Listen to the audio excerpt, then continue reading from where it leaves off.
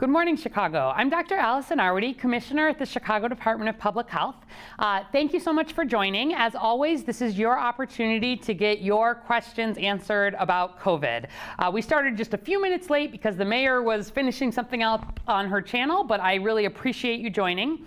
As always, you can put your questions directly into the box below on Facebook or Twitter. You can use the hashtag AskDrArwady, and we will be taking questions live. Also today, we are doing a lightning round.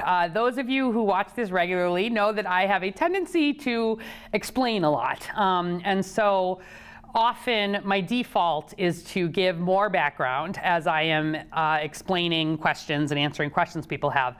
But we thought today we would switch it up a little bit and grab questions that have come in over the last month, especially ones that came in often, and try to get through them very quickly with less explanation. So it's going to be a little bit of a challenge for me too. But let's start. So especially if you've got sort of straightforward questions that you feel like could have a yes, no, very quick answer, those would be great ones to put in there. And we've pulled together on paper here some of the stuff that's come in over the last month. We will start, as always, with Chicago data, though. chi.gov/COVID-. And when we go to the dashboard, the news is looking good, guys. Continuing to see nice progress in the Omicron surge. For some context here, we're averaging 1,626 cases a day. That still remains very high, but consistent with what we've been seeing, it's down 49% from where it was a week ago. And we are seeing this sort of exponential decay of that, really matching the exponential rise. If you look at the way this graph here went up and then down so sharply. Hospitalizations also coming down, but don't make the mistake of thinking that this is done. We are still averaging 148, almost 150 Chicago residents every day getting newly hospitalized with COVID. And this is where the concern is. Most of those folks are folks who are not yet vaccinated. And that remains, if you look, very high. We are averaging 21 deaths a day, still high. When this was in very good control last summer, we were seeing 3 deaths a day. And even 3 deaths a day is 1,000 deaths a year, right, from COVID. So this does remain, can be a really dangerous illness. The good news is that where people are vaccinated and boosted, for the great majority of people, it turns it from a potentially deadly disease to a manageable and more mild disease, and that's been important. Vaccinations are going pretty well, about 10,000 a day, tests about 30,000 a day, and our positivity is down to 7%. Let's just grab a few things here. So we're doing our typical update. So first of all, when we put this on our risk, you see that our case number remains in the very high transmission category. That very high transmission category is what we've been using all along, and you can see we're decreasing quickly, but that still is in the red. The good news is that test positivity and non-ICU beds have moved from red down to orange, to that high transmission. And the high transmission, that is consistent with the same thing CDC uses, where we're setting some of these thresholds. And ICU has moved from high to substantial. And we want to see these obviously keep moving right across the graph here. And we got some questions about when are we thinking about masks coming off, or what is the timeline around when there may not be a vaccine requirement for high-risk settings. It's all about watching these move right across the graph and get back down out of the substantial and high, back down to some of these lower transmission areas. So not imminent, but heading in the right direction. And just for a little more detail, zooming in here, again, this is just off the dashboard, that current 7-day case average of 1626, the case average is always the dark black line. That's where we smooth out for the fact that there tend to be fewer people that get tested on weekends, et cetera. And but in terms of the absolute number, that you can always hover on the dashboard and see what that day is. And our peak daily total from January 4th is 9,700 cases. So to already be just a few weeks later down to 1,600 is wonderful progress. And although this remains high and the risk is high still, and we're keeping the masks on and all of this for right now. Really pleased with the progress. Test positivity similarly at 7%. Remember, we want it back under 5, but we're getting there. And down from a peak positivity of 20% January 1st, the highest we'd seen since the very beginning of the outbreak. And that's been good. Our emergency department visits, these are one of the ones we follow a little more behind the scenes, but you can see here, this is the number of folks coming into Chicago emergency departments who get a COVID diagnosis. And in this case, this is off the metrics part of the dashboard. You can see that as we've moved into the current, we've moved out of these lines delineate the sort of very high risk, et cetera. We've moved out of that high risk transmission category, just barely, because we're under orange there and kind of into yellow. So making good progress. Even there, still 71 new ED diagnoses each day. And then COVID hospitalizations, importantly, remember this is our biggest concern. What's happening with folks getting seriously ill, going to the hospital, both in terms of making sure the hospital has capacity, including staff capacity, which is more the issue than physical beds at this point. And I do want to make the point that although this has come down a lot, we were seeing as many as 276 Chicago residents newly hospitalized in a single day back in very early January. We're at 148 now, which is good, but that's still really high. The most Chicago residents being hospitalized every day with COVID-19 right now, still higher than at any point since May of 2020. So making some progress, but the hospitals remain stretched, busy, and we got a lot of folks still getting seriously ill every day with COVID here. Across the system in Chicago, we do have 19% non-ICU capacity and 12% ICU capacity. We want those to stay in double digits, so doing okay there. And in terms of hospital census, so not just new admissions, but how many people are in the hospital. So if you've been there for a month, you count for a month there with COVID. If you just came in yesterday, you count there. If you transferred in from another part of the state and you're not a Chicago resident, you count here. But that also, as you can see in the blue here, clearly is decreasing, which is important, but it remains higher than at any prior point in the pandemic, although we're getting close to the earlier peaks. ICU has also turned the corner here. Folks in Chicago hospitals with Chicago ICUs with COVID has come down. We're averaging about 239. Somewhere around 150 of those folks are on ventilators. We got a lot of sick people still. But this is similar to last winter's peak, and we're doing okay. And I just, again, you know, we always show these, but it is the most important thing. Even if we do see a breakthrough COVID infection, vaccinated Chicagoans, and you know, this is in the most recent analysis, and we look at it every single week, 5 times less likely to be hospitalized than unvaccinated Chicagoans. That red line there, that's what's happening with unvaccinated Chicagoans getting hospitalized. So much of this surge, not all of it, but nearly all of it is in red there, are folks who are not vaccinated. And in the light blue and the dark blue are folks who are fully vaccinated and boosted. And we do see some folks who are fully vaccinated and boosted get sick and admitted to the hospital. But that remains very rare unless folks also have a lot of underlying conditions, et cetera. The problem is that in that red line, there are plenty of people who are don't have underlying conditions and are younger, right? Like just during that Omicron surge, of the hundreds of folks, you know, in the different age categories, lots of them are younger, lots of them don't have underlying conditions. It's not predictable always who gets sick from COVID. Kids, for the most part, very unlikely to get seriously ill, thank goodness.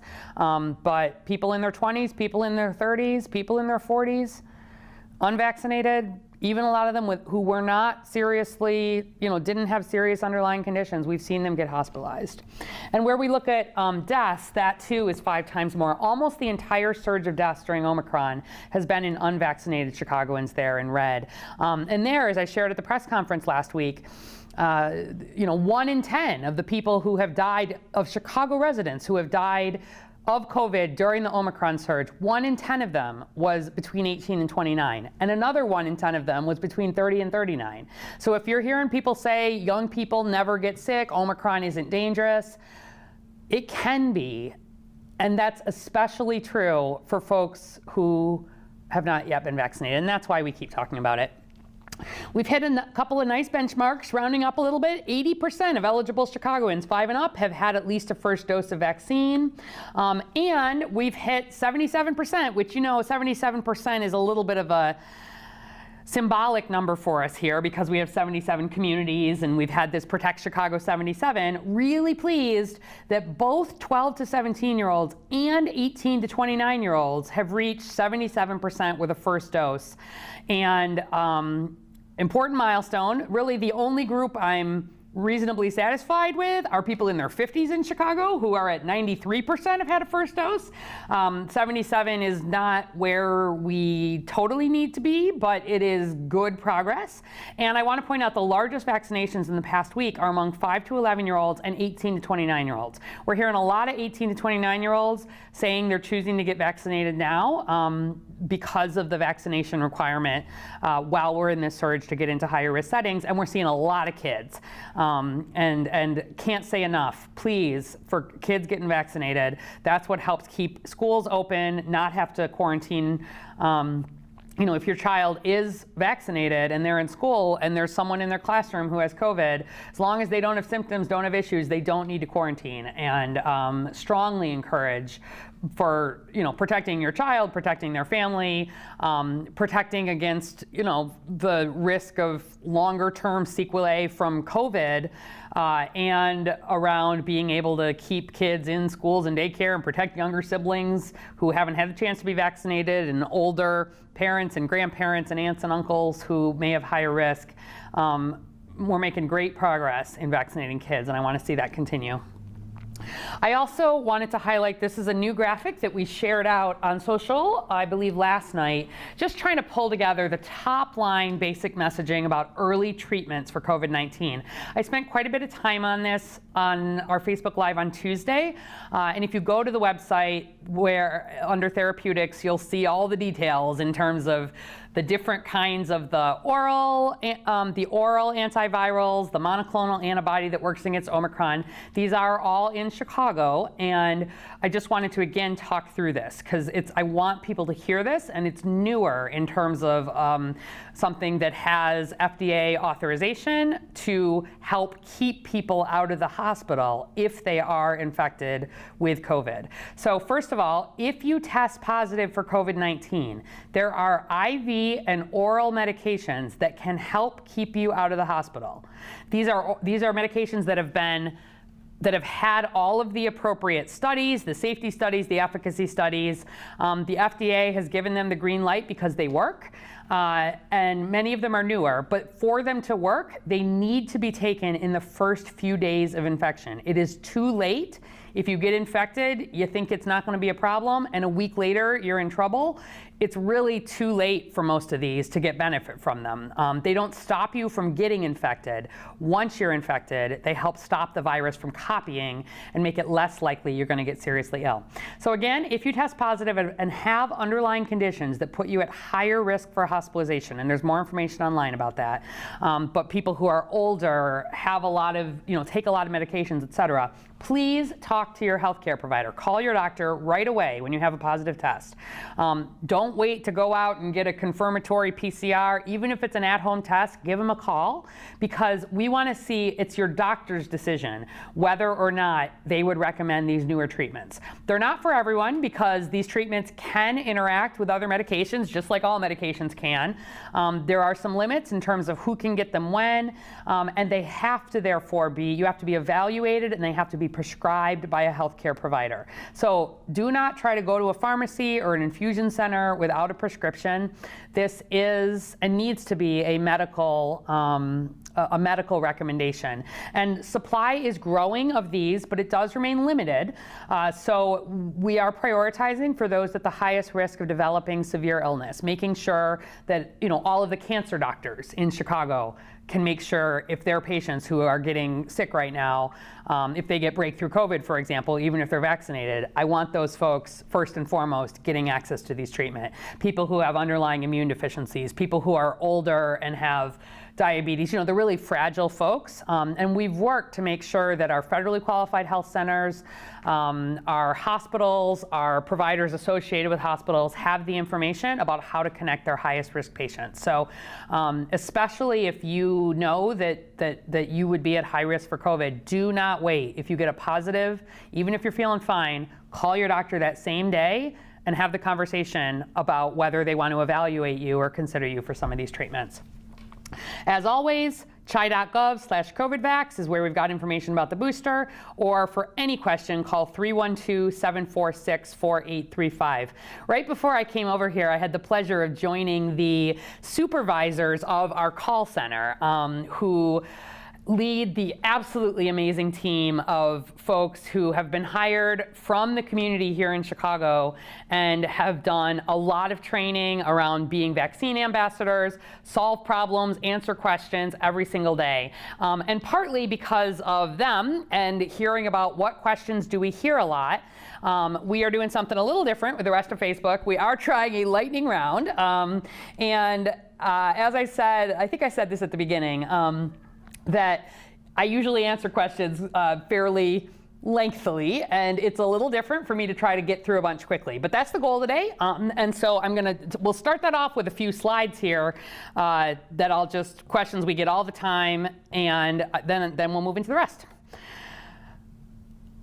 What's your COVID vaccination status? What does it mean to be up to date? Up to date means you have received all recommended COVID-19 vaccines, including any booster doses when you're eligible. Fully vaccinated, in contrast, means you've received your primary series of the COVID-19 vaccine. So up to date is where we want folks to be. Fully vaccinated is where you need to be in terms of requirements for most work settings or school settings, or for getting into high-risk settings right now in Chicago. When should I get my COVID-19 booster? I probably answer this question more than any other question right now. Anyone over the age of 12 should get boosted if it has been 5 months after your initial Pfizer or Moderna series, or 2 months after your initial J&J vaccine. I'll follow that up with another question I get all the time: which booster should I get? The recommendation, first and foremost, is that you get a booster when it is time for it. We recommend getting one of the mRNA boosters, so either Pfizer or Moderna. Honestly, if you got Pfizer, I would recommend just sticking with Pfizer. That's what I did. If you got Moderna, I'd probably stick with Moderna. If you got J&J, though, I would recommend switching to Pfizer or Moderna for your booster shot. However, if you made the decision that J&J was the one that you wanted, you can get a booster of J&J too. But generally, in terms of protection, that is the recommendation. And we have seen that the reason for the booster is that immunity can wane, antibody levels can drop over time, and boosting brings those right back up and it helps keep people from getting infected, and then definitely helps in addition in terms of those severe outcomes. Feeling sick. We get lots of questions about when should I get tested, where should I get tested. So chai.gov/COVID-test is your best resource for local options, including many that are free, sponsored by the health department, sponsored by the federal government, and are trusted. You can order free at-home tests right now through the federal government at covidtest.gov. 4 per household. Please order yours. We've seen some people already start to get them. You can get testing through your healthcare provider, community health centers, pharmacies, community-based testing, and then really every week we're adding additional resources. I'm not going to, because I'm doing lightning, I'm not getting into the details, but this is from the website just highlighting some of the new locations in the loop that the health department has sponsored the expansion to community. We've got a new site, again, open to the public out in the Illinois Medical District to try to divert people who are presenting to emergency departments really looking for testing, divert them out of the emergency department to some of that testing. And there are sites that we sponsor and lots of folks sponsor around the city. And then, where do I get vaccinated? I hear that a lot too. And first of all, you can always call us, 312-746-4835. The amazing team will help you with whatever your question is on the how or the what or the when or the why. But for example, how do I get vaccinated this weekend? We are at Kennedy King on Saturday from 9 to 2, and we are at Olive Harvey on Sunday from 9 to 2. Hundreds of appointments are available. That is open for anybody who wants any flavor of a Pfizer vaccine. If you want a booster, if you want a first dose, a second dose, a child dose, a teen dose. These are particularly focused on kids, but they are open to folks at all age, and we call them family COVID clinics because our favorite is to see the entire family come. And I get a lot of questions still. People say, do you still have that program where people will bring vaccine to your house? Not only do we have the program, we've expanded the program. So anybody who lives in the city of Chicago over the age of 5, the city will bring you a vaccine at your home, free of charge, at a time that is convenient to you. You do not need insurance. You do not need to pay. You will not get a bill. We do first doses, second doses, we'll do booster doses, and this is eligible for anybody 5 and up. We love seeing multiple people get vaccinated together here. So we'll do up to 10 people, and recognizing that people are often needing to take time away from whatever else they would have been doing or pay for childcare, whatever it might be. There is a $50 incentive that comes with each shot there. And so yes, if you have a 5-year-old, a 9-year-old, a 14-year-old, you're 30 and grandma's 45, whatever. We got 5 people who are all getting their Pfizer vaccines, and you're all doing it at the same location. You don't all have to live at the same location, but you need to be there. And it's your first or second dose of vaccine. We'll give it to you on the spot, train nurses, etc. Make sure you're comfortable. And yes, each person subsequently will receive the $50 gift card. And we have appointments available Monday to Sunday, 8 a.m. to 6:30 p.m. And you can call the same number to schedule them, or you go to chicago.gov/at-home. You won't be able to schedule one for tomorrow. I want to set expectations here. In this case, we're scheduling them, 1 or 2 weeks out. We do a lot of follow-up and double checking to make sure people will actually be there if we're sending a team to your house.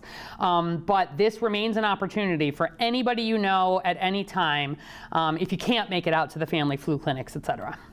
All right, so that was the end of some of the most frequently asked questions, and now we're going to move into a little more lightning round on some of the frequent things that have come up. Okay. Lee Mabry, trying to get quick live questions. Lee Mabry White on Facebook. Can you run through the symptoms of COVID in fully vaccinated people?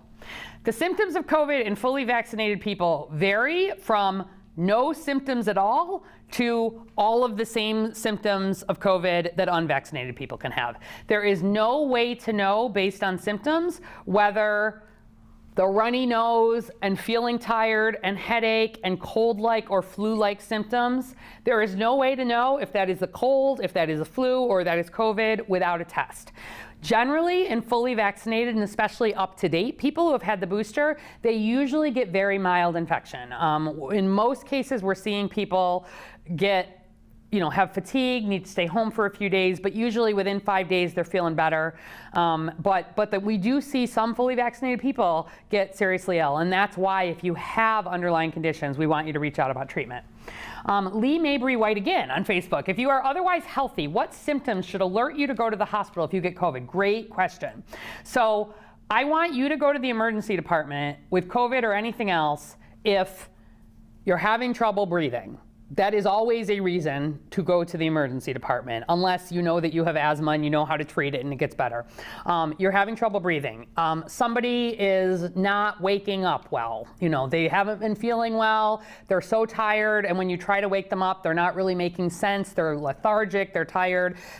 In a way that they can't wake up from, that is always a way to go to the a reason to go to the emergency department. If somebody passes out and you have no idea why, that is always a reason to go to the emergency department unless you have a condition and it's known.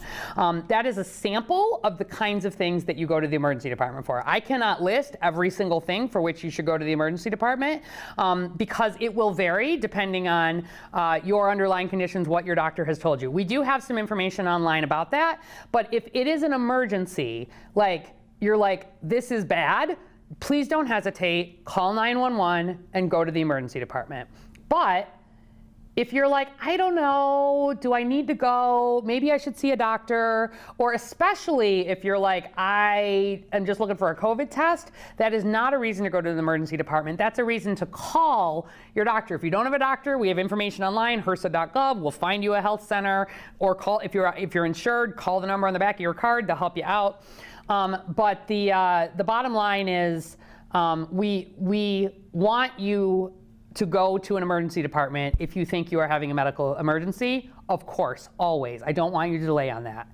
But if you're not sure, try to reach out first to your doctor. Oh, and I'm talking too much. This is supposed to be lightning round. Okay. Amy Yassinger on Facebook. Are you still contagious after 8 days of isolation? It depends. Probably not. With Omicron, which is 99% of what we are seeing right now, really after 7 days, there seems to be very, very little COVID left in people whose symptoms have gotten better. So remember, everybody has to isolate for 5 days minimum. I don't care if you're vaccinated, unvaccinated, whatever. You get COVID, you get a positive test, you stay home for 5 days, you isolate. After 5 days, if you are feeling better, you can go out from there, but you got to be wearing your mask. You should try to not have unnecessary risks if there are people around you who are immunocompromised, et cetera, because there is some chance you could still be contagious in days 6, 7, 8, 9, 10.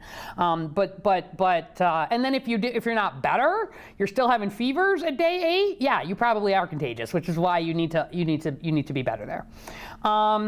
Dino Vincent Volpita on Facebook. Are the mandates for bars and restaurants permanent? No. The vaccine mandates for bars and restaurants in Chicago are because we are in the surge. As we come out of that higher risk and back into lower risk as defined by CDC, that will no longer be a requirement. But if we get some problem, a variant, something in the future and it's back, it may be back in place at that point. We're doing the whole thing based on data and risk here in Chicago. Riley Scully on Facebook. Where are biohazard bins for contaminated masks all over the city? If this virus is so contagious, why are there masks all over the place? There are masks all over the place because everybody needs to wear masks inside. I do not have a high level of concern at all for the risk of spread through a mask on the street, just to be clear. People get COVID in the great majority of times from being near living, breathing people with COVID, especially if they don't have a mask on. And so these are not required to go in biohazard bins. This has been looked at. That's regulated federally. So that's the answer to that. Please don't litter always, and try not to drop your mask on the street. Throw it in the trash can, but it does not need to go separately into a biohazard. If masks work, why haven't we been using them for the flu? That's a good question. I think it's entirely possible that we may see more masking in the future around flu. Probably not in a required kind of way, but in an advisory way. I can tell you, I certainly think very differently if I'm having a cold or flu symptoms and I'm going to be out, which I haven't had during COVID, but if I had that, I used to just kind of go to work. I wouldn't do that without a mask. And I actually think that we will see for some time probably more people wearing masks because it is an easy way to show your care for others and not spread your germs. So in Asia, there has been much more of a culture of sometimes wearing masks during surges of respiratory diseases, and if people are not feeling well, if people are going on airplanes, that is largely because Asia got hit hard by SARS, which was the coronavirus outbreak, one of the coronavirus outbreaks previous to COVID. And I expect we will probably see some more mask wearing, especially in the winter, no matter what happens with COVID moving forward for some time. And I think we've seen that helps, not just for COVID, but for flu and other respiratory diseases. So it's a larger question, but I like it. Okay, Mindy Tony on Facebook. If you've been tested and have natural immunity, why do you need to be vaccinated? We talked about this more last Tuesday. there is no test that tells you you have natural immunity.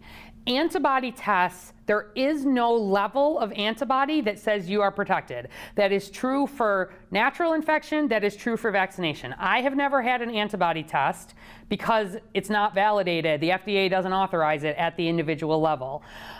So the reason, though, that we recommend that you should be vaccinated is that vaccination is a much more predictable, sustained, and safer way of developing protection against COVID.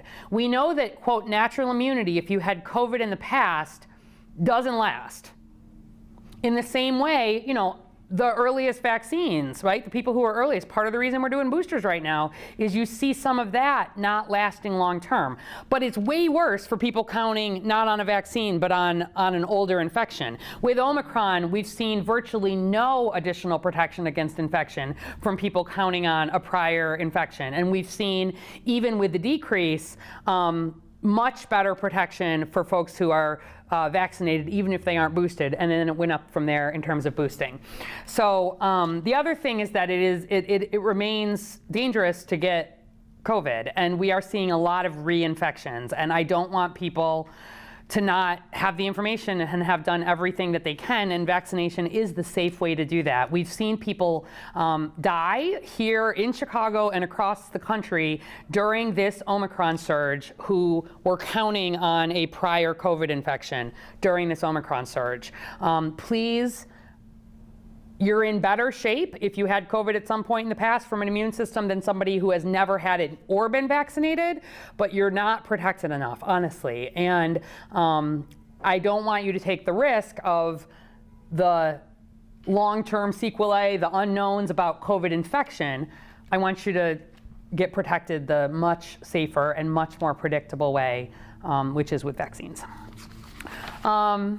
Jimmy Siraj on Facebook, how much are they paying you to lie to people and ignore hard science? You're welcome to look up my salary. I'm a public employee, so it's available. I will tell you that I have had no additional payment because of COVID, not one penny. I don't even get overtime. I don't get any money from a pharmaceutical company in any way, shape, or form. I don't own any stocks in anything that has to do with anything related to public health. I don't, I don't know. Like the amount of this that comes to me is kind of amazing. So I get paid $0 more than I would have before COVID. And I will also just say, do I have a good salary? I do. Do I have a good salary for being a doctor? I don't. I am still paying off my student loans. And I am at an age where most doctors are long since done paying off their student loans. I do this work in public health because I love this work, because I think it is important, and because I care about this city. I get no personal benefit. I absolutely do not lie to people, and I would hope that you haven't been watching all along if you think I ignore science, because it's kind of my favorite thing to talk about, and it's why I have trouble with lightning rounds. So back to the lightning round. Kayla J from Facebook. Have we detected this new variant in Chicago yet? Why is it called the stealth Omicron variant? Okay, lightning. No. We have not detected the quote new variant, but I got to take a minute on this one. The stealth Omicron variant is not a variant. It is a subvariant, a slightly different flavor of Omicron. Basically, instead of being B.1.1, it's 0.2. We don't have any indication at this point that it matters in terms of, does it make people sicker? Does it have problems, et cetera. It has been detected in a number of places. I will let you know if it becomes a variant, if it gets formally named a variant of interest or a variant of concern. It won't be called the stealth one. It'll be called, the next Greek alphabet letter. It is not there at all. It's called stealth. I mean, it's not called stealth. The media calls it stealth sometimes because there's a laboratory test that you can use for screening for a particular type of genetic change that might not show up here, but please rest assured that all of our screening tests work just fine. So it's not stealth like we won't see it. It's not stealth like your test won't work. I'll let you know if that's something that we have to worry about. Lee Clay from Facebook. Why is there always a new variant, and where are the variants coming from?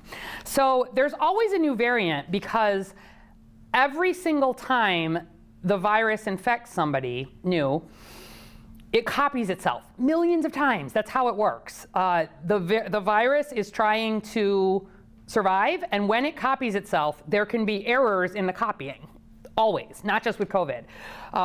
And the way evolution happens is that where there is a copying error that gives an organism an advantage, that is what then lives on. And so in the case of a virus, it loves being more transmissible, right? For example.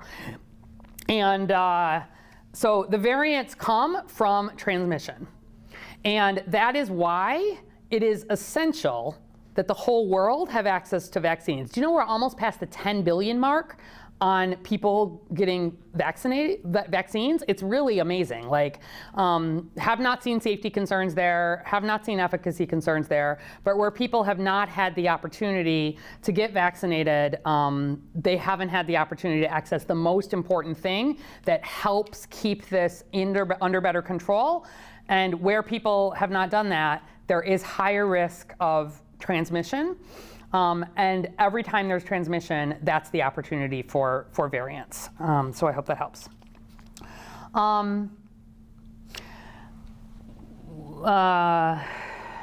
Lisa Baldavinaria on Facebook. Where can people get free N95 masks from the government in Chicago? The masks arrived at Meijer locations in the suburbs. When will they arrive here? Couple different things going on here. The government, the city of Chicago, distributed more than 1.5 million free KN95 masks about a week and a half ago, 2 weeks ago. We did that through all the aldermen. We did that through community-based organizations. We've also made them available at high-risk settings like homeless shelters and made sure federally qualified health centers have them, et cetera. And the federal program, meaning at the national level, in the same way that there has been a distribution of COVID tests through that online, they are distributing more of these masks. They are being distributed through pharmacies and community health centers. We have not gotten specific information.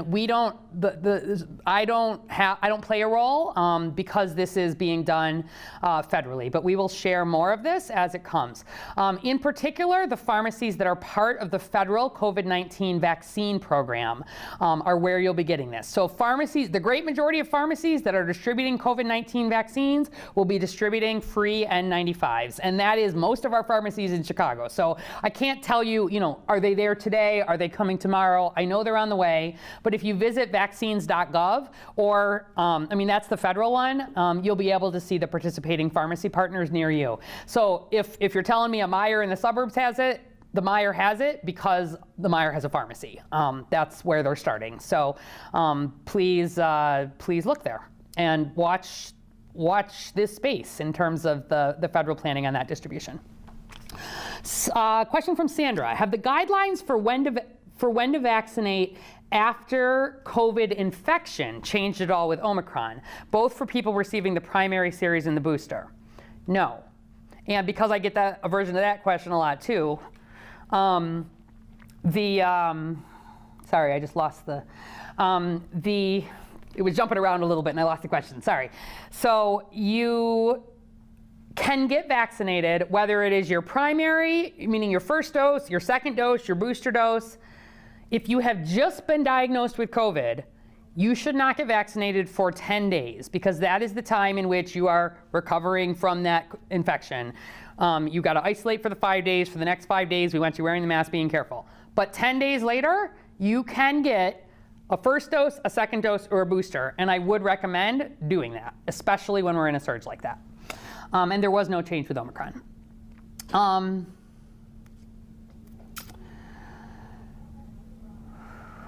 Alexandria Dean on Facebook. I read somewhere that stealth Omicron can be harder to detect because it looks just like Delta. Is it possible that it's already here and we just don't know? So I can tell you that it doesn't look just like Delta when you do the full sequencing, which is what we do at the Chicago's Regional Innovative Public Health Laboratory, where we are collecting samples from across the city and in partnership with Rush, doing getting their genetic fingerprint. That's happening daily, weekly through the city here. Northwestern does a lot of this. It happens across the state. That is not a problem. Where this got attention is there is a screening test that you can do in the laboratory if you're wanting to say, should I do that full genetic fingerprint? But it's not what we depend on at all. It's not what we use here. So, might we detect it? We might. Am I that interested in it? Not at this point. If we see that there is data suggesting it's going to be a problem from public health, obviously my team is watching it, and we know the states and the countries where it's been detected, but it will not escape in terms of laboratory detection here. Oh, good question. Justin on Facebook. Explain the reason the vaccination works on Omicron when it was built to create a response to Alpha. It actually wasn't built to create a response to Alpha. It was created to create a response to the very original version of COVID, like the one that emerged in Wuhan. Alpha was the first variant of concern. But the reason, and here's an example of one that is very hard to be short on, but I'll try to keep it short. What the vaccine is doing is teaching your body how to recognize the spikes on the Omicron virus. There is no live virus, dead virus, attenuated, meaning weakened virus in the COVID vaccine. So it is impossible to be infected with COVID from the vaccine. Instead, there's instructions for your body, basically, to recognize the spike. And so the spike has not changed that dramatically in all of these mutations. It has changed a little, though, which is where the concern has come. And the important thing is that vaccines are not all about antibodies. Neither is natural infection. It's part of why we say don't try to get an antibody test and think that tells you at a personal level if you're protected. Antibodies are like the fastest line of defense, okay? So if somebody, and Omicron moves really fast, faster than the other ones. So we think what has happened here is that Omicron sort of has a chance to kind of get in and infect, especially sort of in the nose, in the upper respiratory cold-like symptoms pretty quickly. If somebody has not relatively recently, had a boost to their immunity, a recent COVID infection, like very recent COVID infection, a booster shot, if they're counting on something, especially natural infection, but even a vaccine from a year ago, we're seeing that it can break through in terms of you can get an infection that you can pick up and you can have some symptoms. But the great thing about your immune system is it's not just about that first response. It's not just about the antibodies that are the first thing that are trying to keep you from getting infected. They are also about other cells, your B cells, your T cells. B cells can make more antibodies. There's memory B cells. There's different types of immunity, humoral immunity, cellular immunity. This is not an appropriate answer for a lightning round, but those activate even if they're not there right at that moment. And when you got vaccinated, your body did not forget the lessons that it learned in terms of B and T cells. And so even if you pick up an infection, those B and T cells are part of what comes along behind. So T cells get activated and they can go and kill off the infected cells in your nose. You can decrease much more quickly the amount of virus, and importantly, we see in people who are vaccinated and boosted, you can help keep it to an infection that's sort of more like an upper respiratory infection, much less likely to replicate a zillion times and end up, in your lungs and your kidneys and all the rest of it. So the reason, that's part of why we think we've seen this change where the vaccines continue, thank God, to do an amazing job, not a perfect job, an amazing job though, of protecting people against serious illness, even while we're seeing more breakthroughs. And so there is work happening. Might we eventually need another, in a year? I don't know. I don't know what the future holds here. But it's the spike. And the spike is what your body is recognizing and fighting against. And to date, even though there have been changes, your body still knows that it's the spike. And I mean, the data shows it continues to protect people beautifully against severe illness. Okay.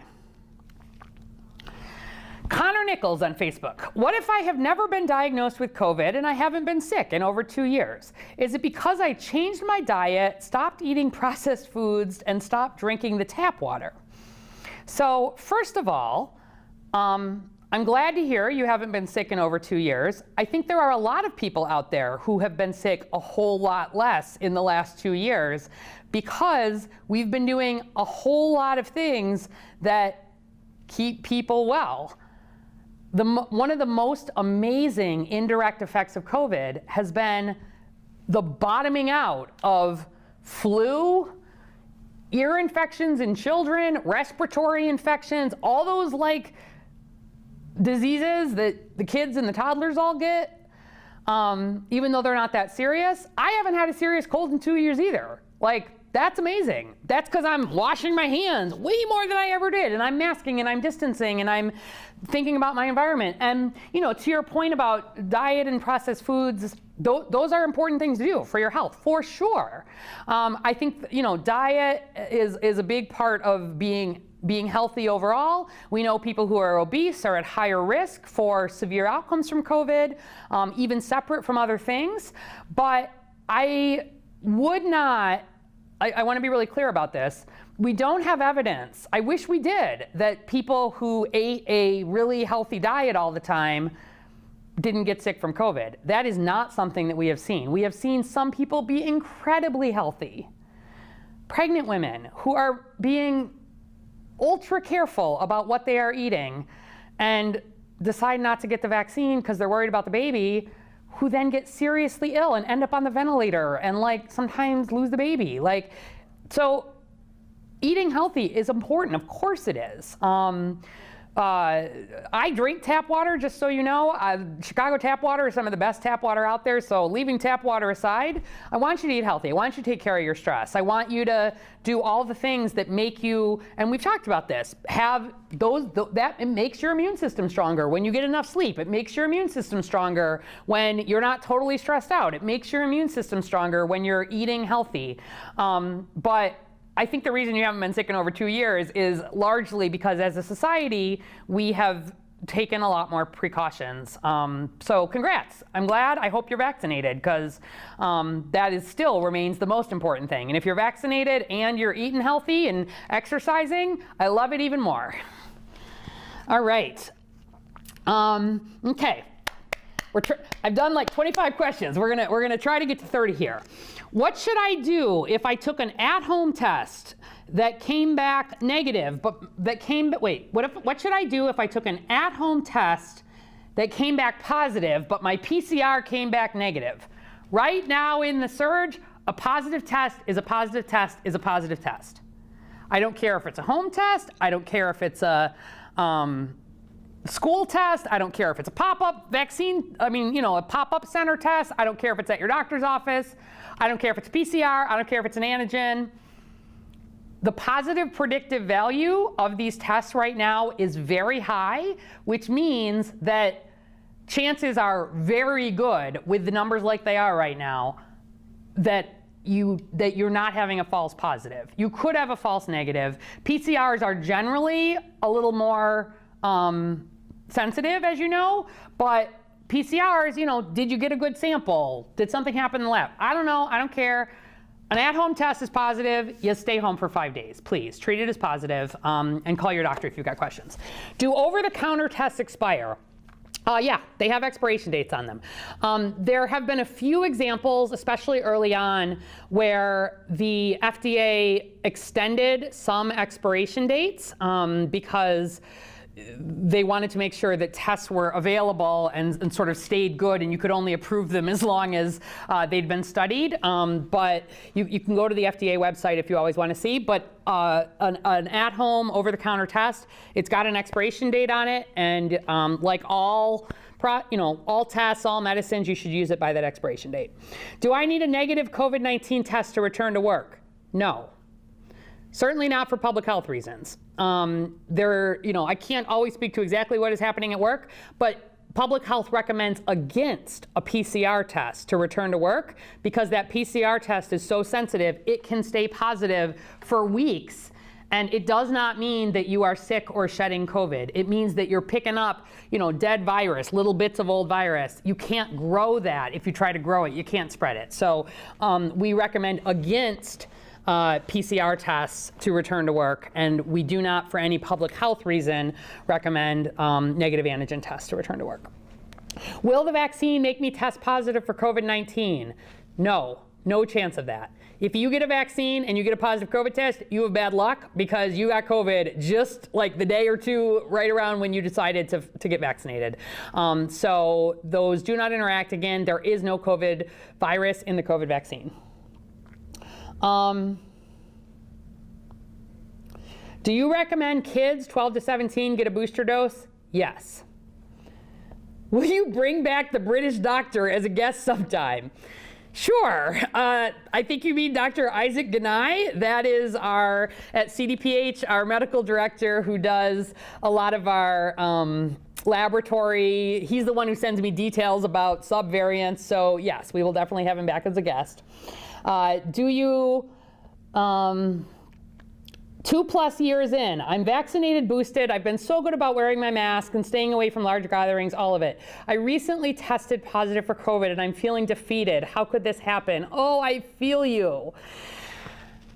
It can happen because despite everybody's best efforts, this remains an extremely contagious virus. And the last thing I want you feeling is shame in any way about that. I want you doing everything you can to protect yourselves. I can pretty much, somebody who's been really careful, vaccinated, boosted, masking, not only have you done the most important thing for protecting yourself, helping keep yourself out of the hospital, you've done the most important thing for the people around you and for keeping hospital capacity for Chicago. And if you get a breakthrough infection, chances are good that you won't get seriously ill. Certainly, you won't get as seriously ill as you would have if you had not gotten that vaccine. And that's important that folks hear, and if you work in a hospital, you would know exactly what I was talking about. But also, on the off chance you did get seriously ill, we have hospital resources for you because you've done everything you can to help stop the spread. So please don't feel defeated about it. There's not stigma around it.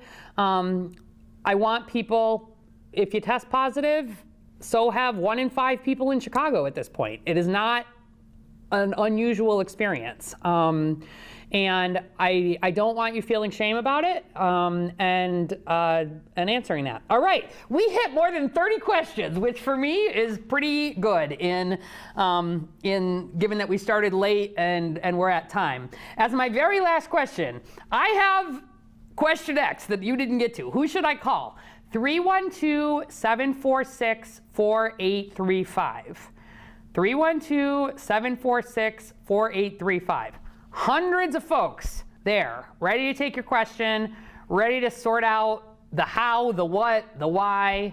And when they don't know answers, they elevate them. And when you send interesting, helpful questions, they help me think about how I'm explaining things.